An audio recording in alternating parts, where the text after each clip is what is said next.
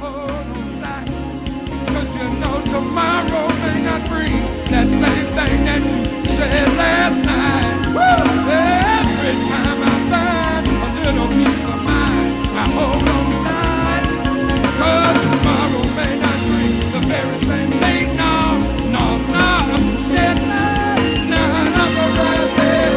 You that care all, just for me.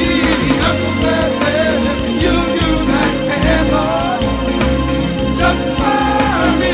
I'm so glad that you that care all, for a sinner like me.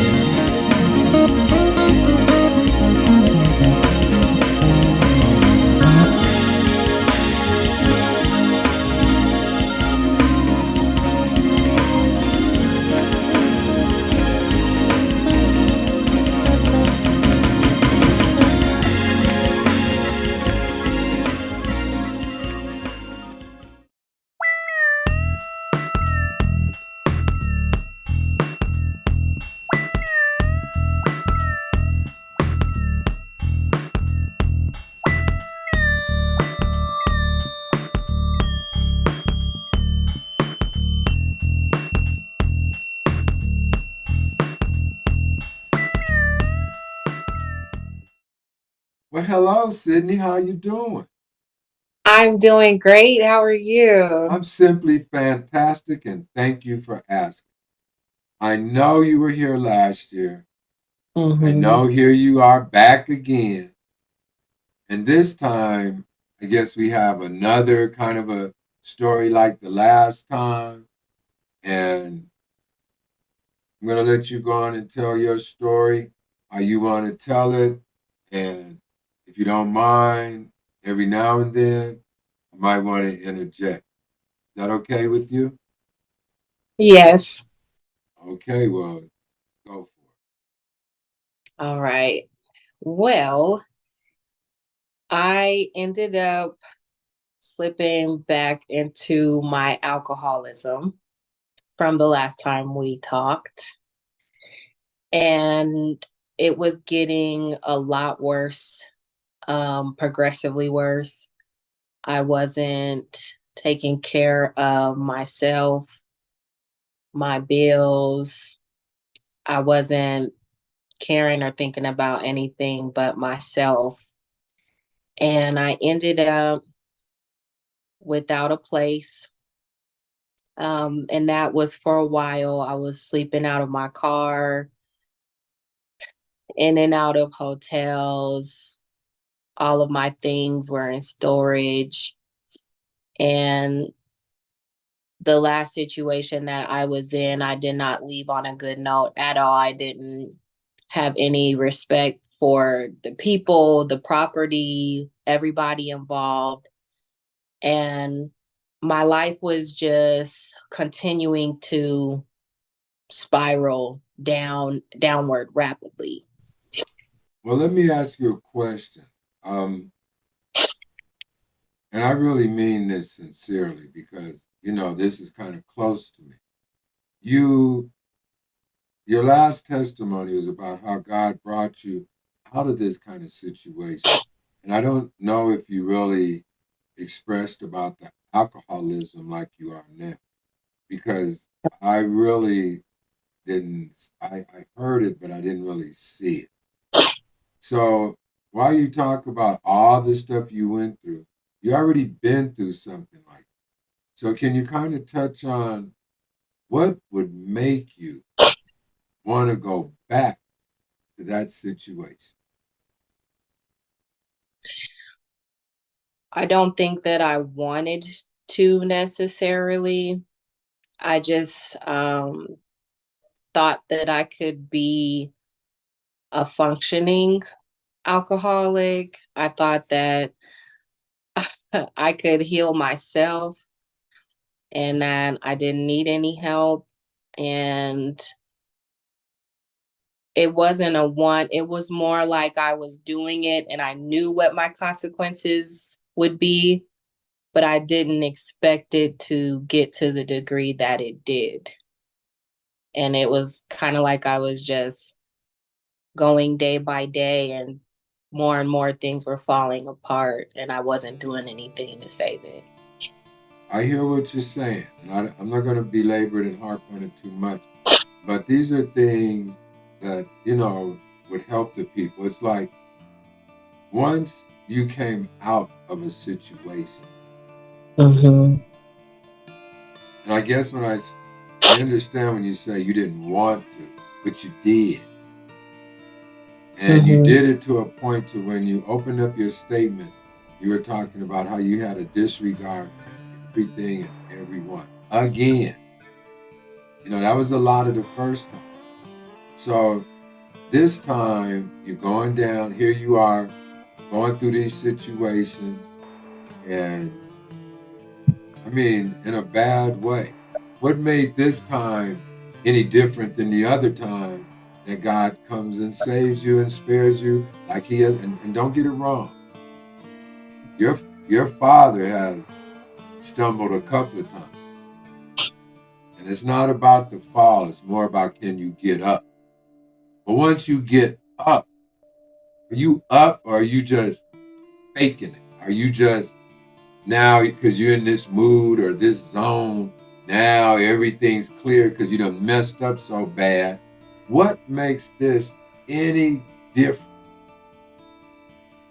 Well, that's exactly what it was that my mess up had gotten so bad that it literally broke me.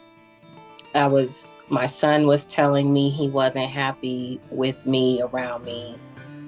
And I already had my mindset on stopping, but when I heard it coming from my 4-year-old child, all I could do was picture myself in his shoes and even trying to wrap my mind around how he felt, even putting his words together at 4 years old to tell me that as his mom, that he didn't feel safe with me.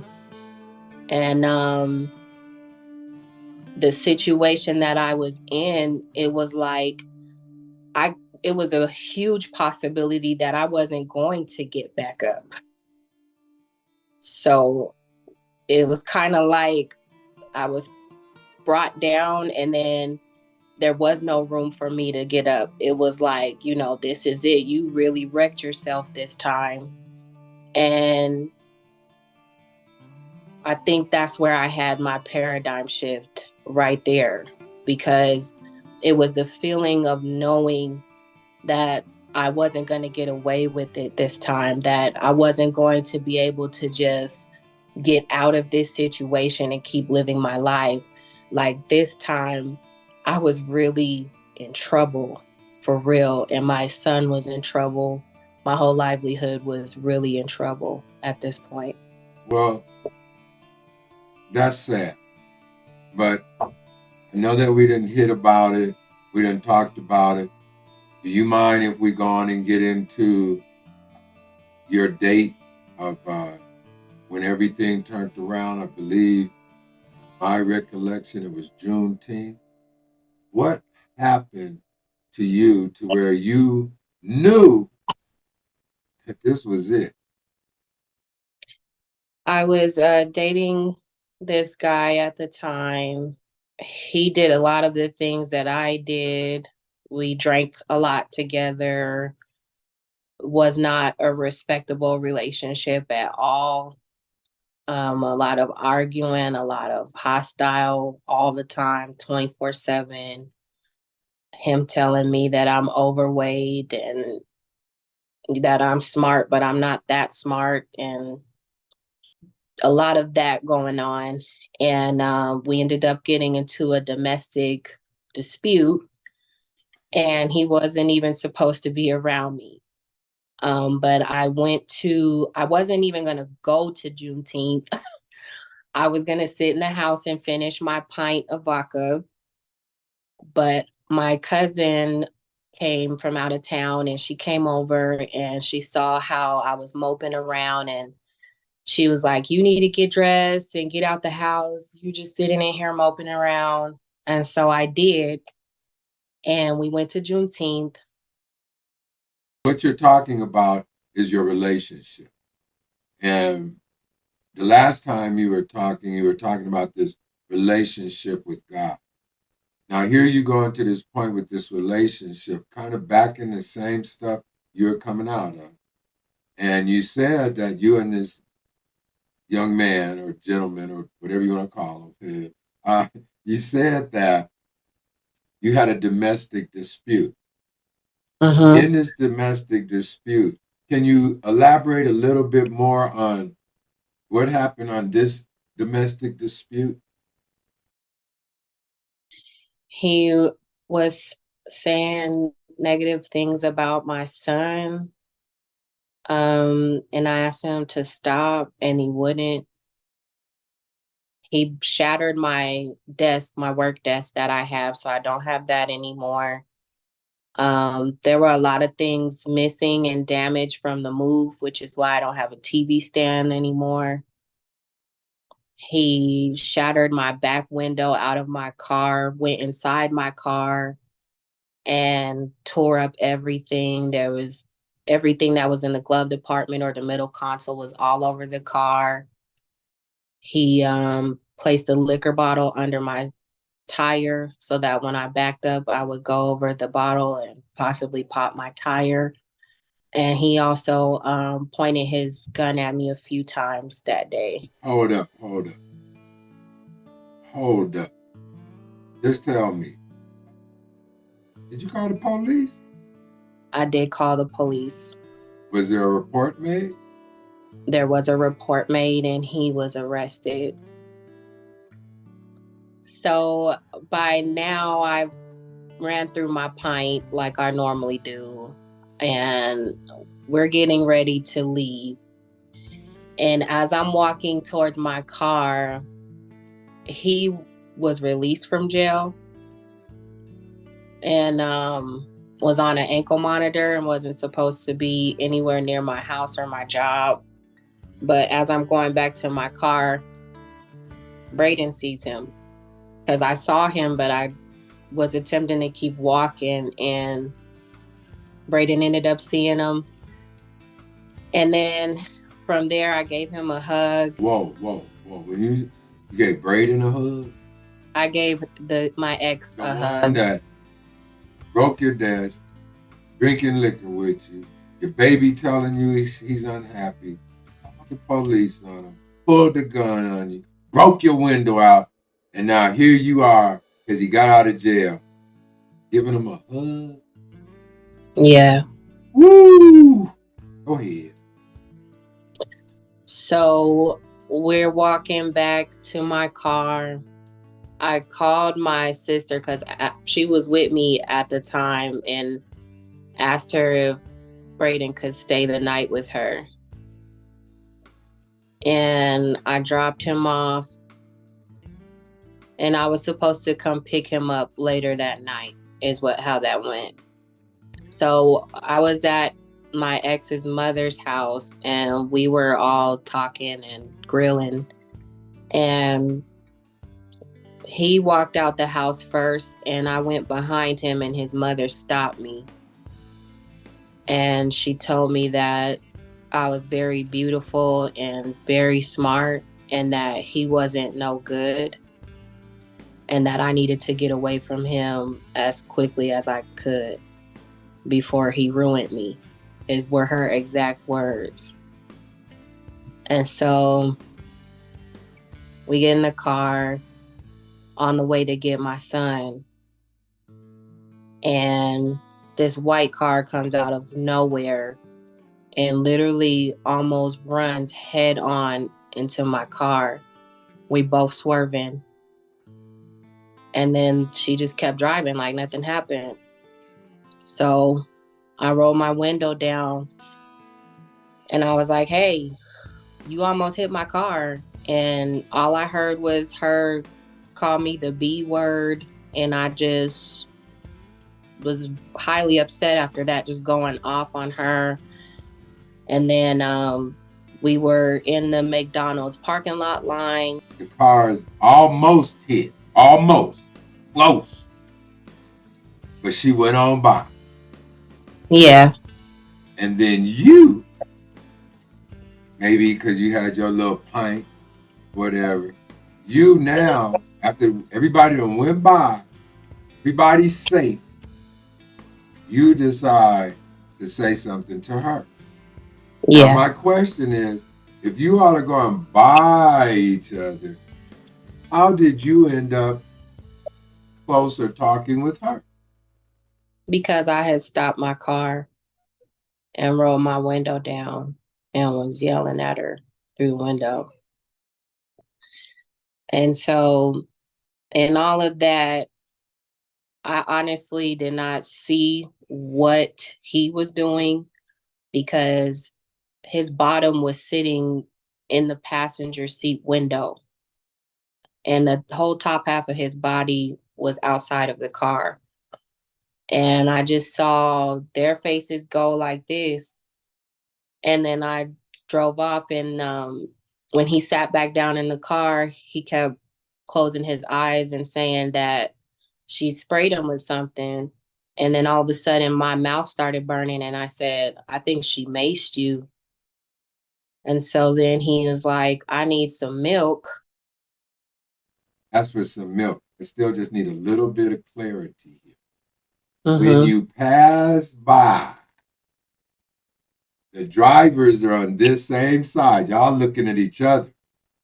So when you pass by, how is it that he is closer to her now? Well, how did the cars get flipped around? The case is still open, so I can't speak too much on that. We gonna Okay, have to okay. Let's pick it up from your mouth got a funny taste and his eyes is burning. Okay, what did you do? So I pulled over to a gas station. I went in and grabbed some milk. I came outside, and as soon as he finished pouring it on his face, I saw a light flash like this. And then I heard a voice say, Passenger, put your hands up and get out of the car now. And I had a cigarette in my hand. Oh, what?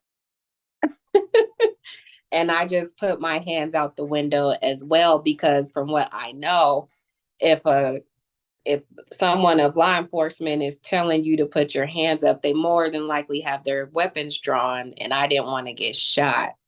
I heard that. So I put my hands out the window to let them know I was cooperating as well. And then next thing you know, I got out and my nose was to the pavement with my hands like this. And they were like, throw the cigarette on the ground. And then I threw the cigarette and I just laid there with my nose literally touching the ground. And I get in the back of the car, kept asking why I was being detained. I was told I don't have to tell you with the door slammed in my face. The next thing you know, I see an officer walk up to my side of the car, and that's where they retrieved a revolver. Hold up, hold up. Wait a minute, wait a minute. So when the people opened their eyes all wide, this is what went on when his butt was hanging out the window. According to the police report, yes. I was in the back of the patrol car Oh, and I was wondering why they were keeping me. And that's when the officer reached in my side of the car and pulled out a revolver. And then the next thing you know, my car was being put on a tow truck and they was driving me downtown. And I just remember I was crying. They wouldn't let me out the handcuffs, but they let him out his handcuffs. And I just kept thinking why they keep treating me better than him. And come to find out, it was because he had thrown the gun on my side. And since the police report was saying there was a gun drawn, they were assuming that it was me.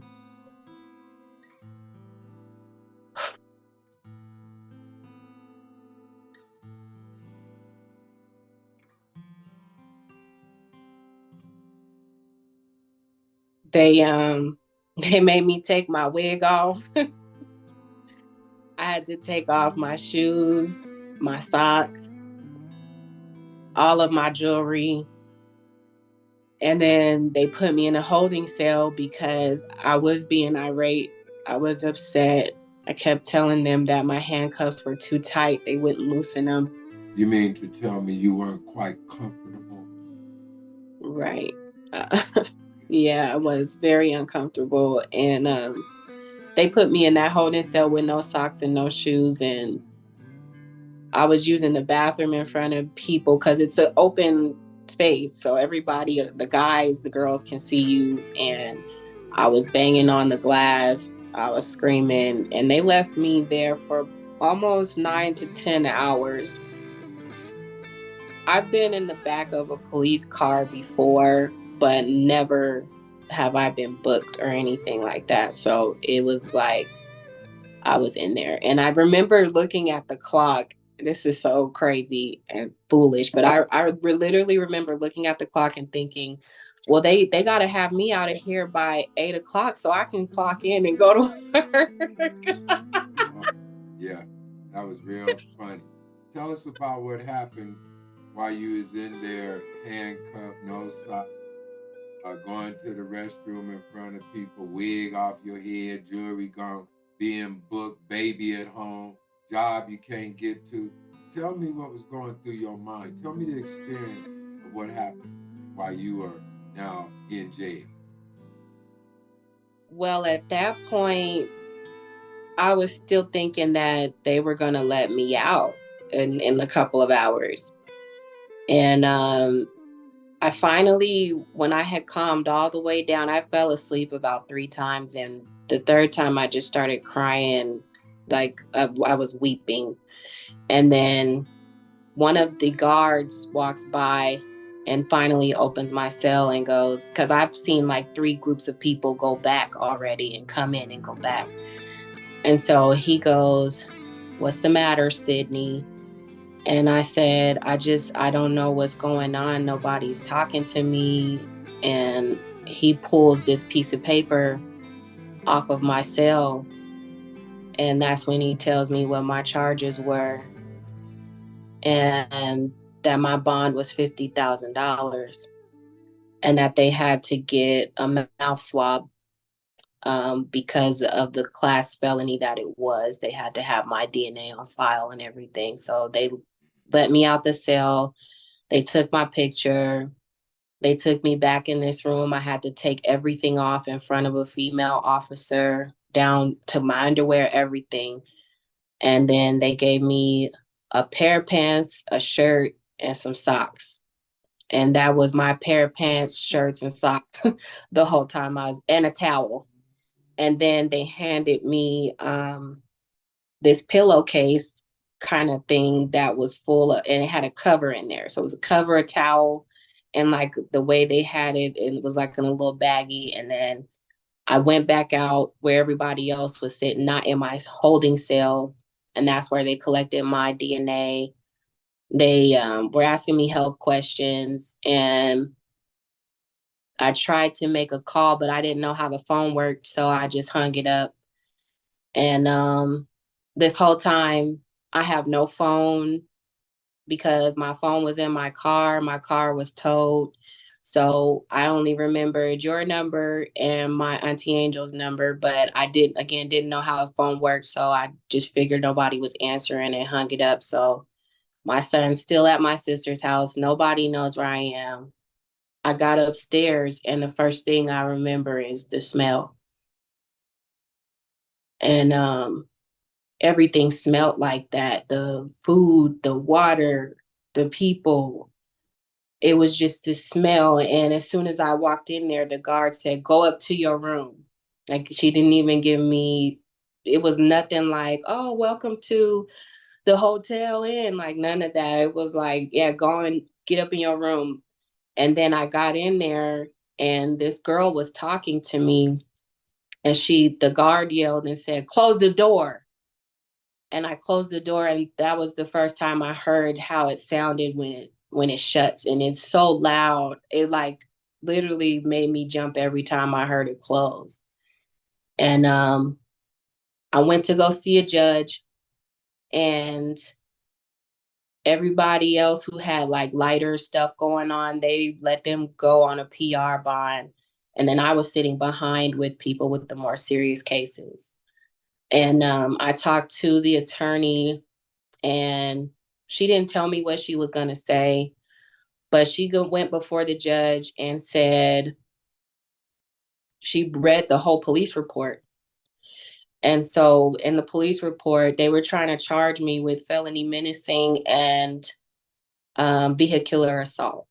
So vehicular assault would have meant that I did assault the girl with my car, but that didn't happen according to the police report. It said that I attempted to hit her with my car. And then the felony menacing part, they read that I didn't even have the weapon, that it was him.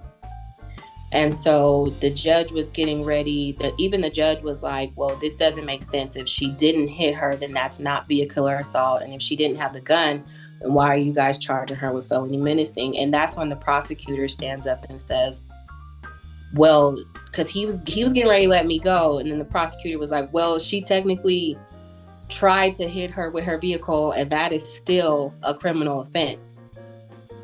And so then that's when the judge said, okay, well, $5,000 bond. It went from 50 to 5, but you're going to be on an ankle monitor and for 90 days and, blah, blah, blah. I get back to my cell, and I went through a lot of thoughts. I was scared a lot. I was worried a lot. More so relieved that my son was with my sister, because if he wasn't, he would have been in the system right now. And then real late in the night, they brought this girl in my room. At first she was cool and everything, but then I didn't see her pull out a bag, but I heard her fumbling with a bag. And there's no plastic bags allowed in there. And she was snorting some pills.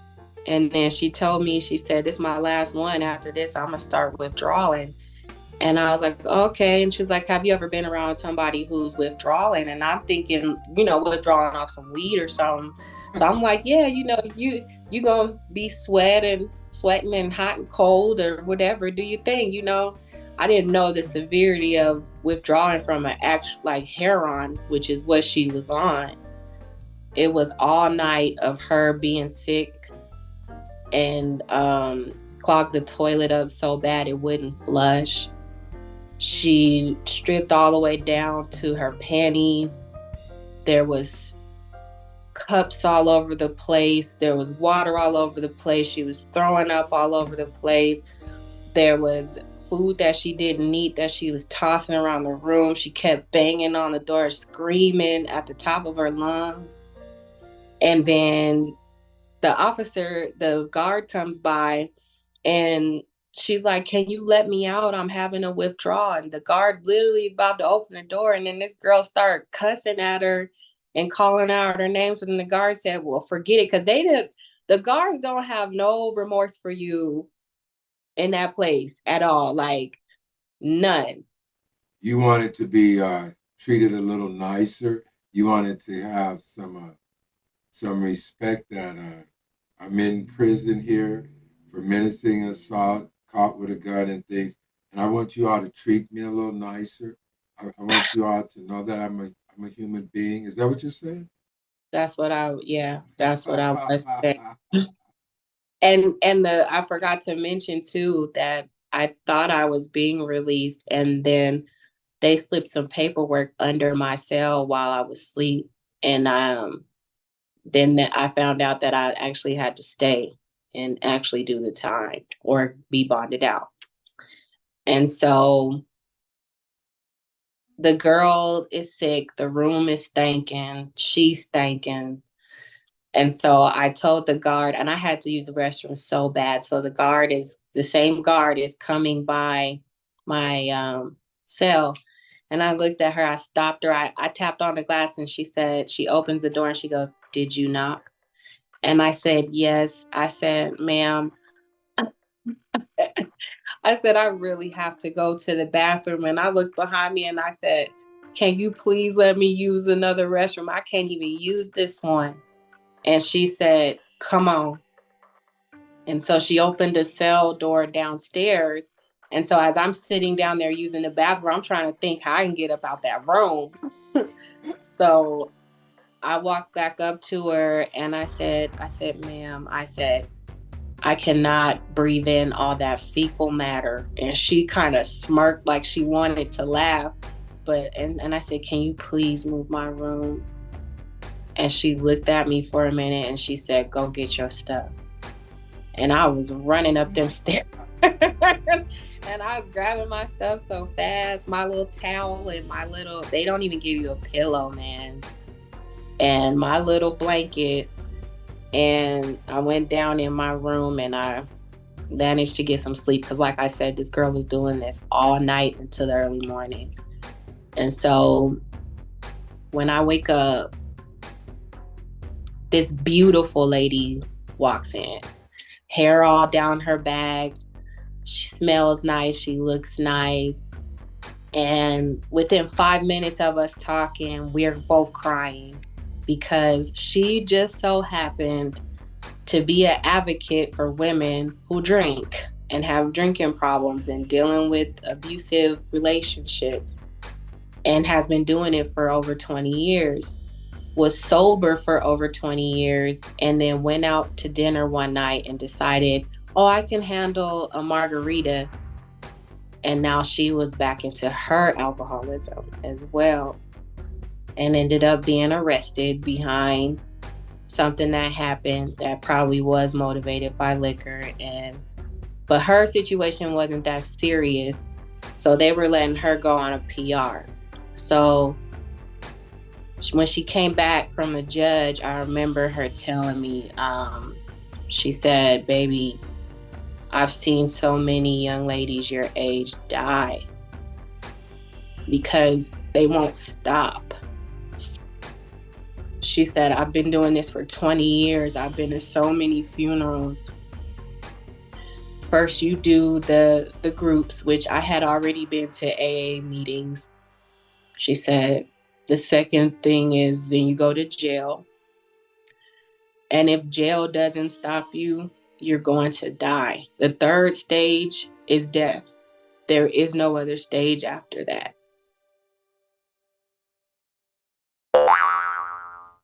Well, another episode of Where Were You? And we would like to thank our guests for this evening. Also want to thank New Me. New Me helps sponsor Where Were You? So go on and check it out. New Me /Arkway. Also, go on and hit that like. Go on and hit subscribe. Go on and hit that share. Go on and leave a comment. And if you find anyone that has a story, let me know. And hey, you bless someone today.